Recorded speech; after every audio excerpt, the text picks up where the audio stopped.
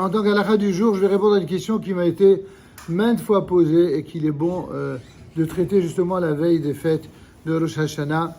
D'un côté, le Shulchan Aruch et tous les Nosekelav, tous les commentateurs incitent, et c'est nécessaire de les écouter, d'être toujours généreux en matière de tzedaka chaque fois qu'on le peut.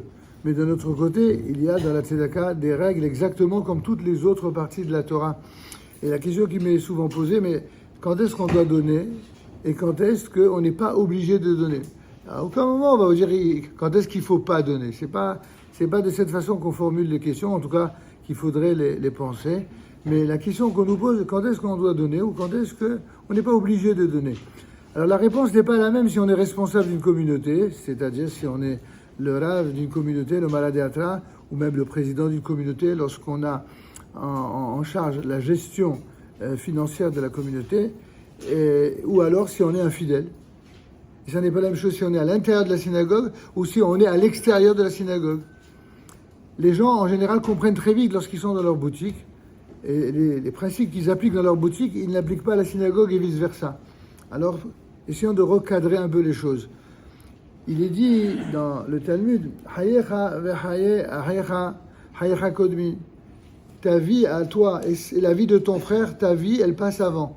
Quand la Gemara dit cela, ça ne signifie pas que ta vie, la vie de ton frère, elle n'est pas importante. Elle est oui importante, mais dans les situations les plus extrêmes, ta vie passe avant. La même chose à propos des Aniyim. Les Aniyim de ta ville et les Aniyim d'ailleurs, les Aniyim de ta ville passent avant. Imaginez quelqu'un qui serait, pour se montrer généreux avec d'innombrables appels, et par exemple sa femme qui ne travaille pas, comme aujourd'hui beaucoup de femmes travaillent à l'extérieur comme l'on dit, eh bien lorsqu'elle lui demande quoi que ce soit, il lui sort l'âme avant de lui donner ce qu'elle veut. Alors que quand il s'est marié, il s'est engagé. Il s'est engagé à beaucoup de choses, dont notamment de l'honorer, de la réjouir, de lui donner ce dont elle a besoin. Donc déjà, il doit faire plaisir à sa femme et aux besoins du foyer avant le reste. Donc ça, c'est la priorité. D'abord, sa femme et ses enfants, et ça ne s'appelle pas être égocentrique ou être égoïste, ça s'appelle respecter la Torah. D'abord, on pense à sa femme et à ses enfants.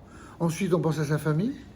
Ensuite, on pense effectivement à sa communauté, à sa synagogue et aux nécessiteux qui viennent dans sa synagogue.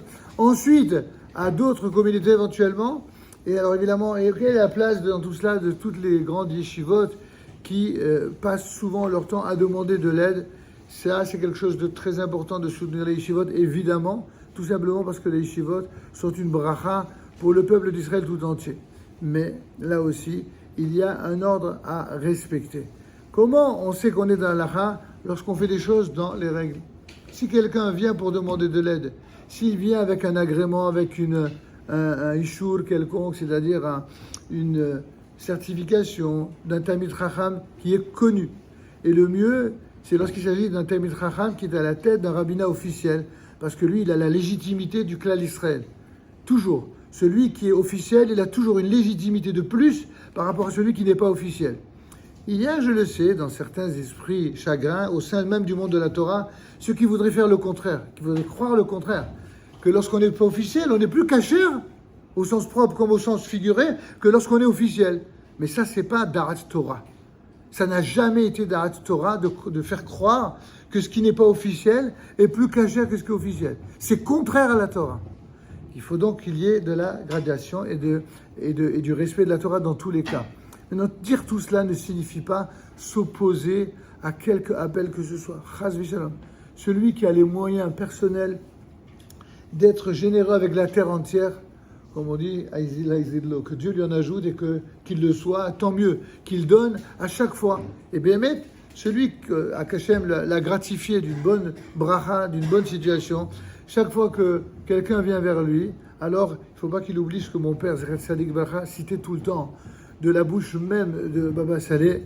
Sache que quand quelqu'un te tend la main, il y a toujours le malach de Dieu, l'ange divin qui est là à sa droite pour voir de quelle manière tu vas te comporter. si tu vas lui donner ou non, mais surtout la manière dont tu vas lui donner ou la manière dont éventuellement tu ne lui donneras pas si tu n'as pas les moyens de le faire. Dans tous les cas, il faut être digne, il faut être respectueux, il faut être délicat. Celui qui peut, qui le donne et qui le donne avec humilité et avec bonté, sans être trop excessif dans la manière de dire à celui à qui il donne « Ah, tu as vu ce que je te donne, eh bien, je le fais de bon cœur pour mettre en valeur. » Dieu y voit. Dieu voit ce que chacun fait, ce que chacun donne. Et croyez-moi que plus quelqu'un est généreux, plus il multipliera la bracha et la générosité sur lui. Pour terminer, pour ceux qui viennent dans les synagogues, c'est un problème si l'appel ou si la demande, elle est faite à un moment où la synagogue elle-même, elle est en grand besoin, où la synagogue elle-même, combien de fois des amis me téléphonent pour me dire est-ce que vous pouvez faire un appel. Je dis mais nous sommes au mois de Elul et de Tishri, c'est les 2 seuls mois de l'année où la plupart des appels sont focalisés pour les besoins de la communauté. Si à ce moment-là, eh bien, je cours pour les appels pour d'autres demandes, ça devient un problème de déloyauté vis-à-vis de la communauté à laquelle on appartient. C'est pourquoi là aussi, de la même manière que l'on pense à sa maison avant de passer à d'autres maisons, on doit penser à sa synagogue, à sa communauté, avant de penser à toute autre demande. Maintenant, pour tous ceux qui sont évidemment de passage, dans un cas comme dans l'autre, ça applique le principe de la générosité spontanée. Celui qui en a les moyens, eh bien que Dieu lui en ajoute et le récompense 1000 fois au-delà de ses moyens. Et donc, quelqu'un vient tous les jours. Est-ce que quelqu'un qui vient tous les jours, on a l'obligation de lui donner tous les jours? La réponse, elle est très simple. S'il vient chez vous tous les jours, alors vous décidez ce que vous voulez. Mais s'il vient tous les jours dans une synagogue ou dans un Beth Midrash, alors là, ça devient la responsabilité des responsables du Maladéatra de dire à la personne clairement, écoute, tu es le bienvenu, on te fait un appel une fois, mais sache qu'il y a des millions d'appels et il n'est pas question que tu sois là tous les jours. Tu es là, tu es le bienvenu aujourd'hui, il faut que demain tu ailles ailleurs, et puis après-demain ailleurs. La synagogue, elle n'est pas là pour toi. La synagogue, elle n'est jamais pour une personne.